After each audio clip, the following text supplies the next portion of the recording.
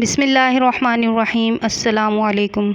آج میں آپ کو سونے سے پہلے نبی پاک صلی اللہ علیہ وآلہ وسلم کی سنتوں کے بارے میں بتاؤں گی کہ اس میں سے کچھ سنتیں بتاؤں گی کہ کس طرح وہ پڑھا کرتے تھے، کیا پڑھا کرتے تھے اور ان کا عمل کیا تھا سونے سے پہلے۔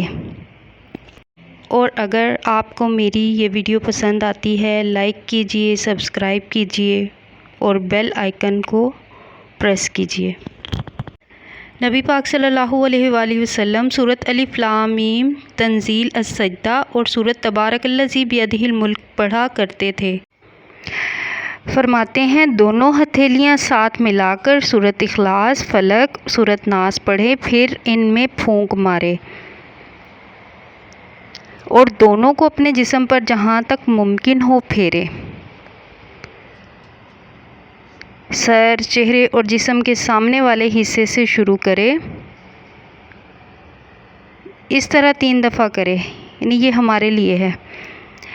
دوسرا ایک عمل ہے، جب تم بستر پر پہنچو آیت الکرسی اللہ لا الہ الا هو الحی القیوم مکمل پڑھو۔ ایک محافظ مقرر ہو جائے گا اور شیطان صبح تک تمہارے قریب بھی نہ آ سکے گا۔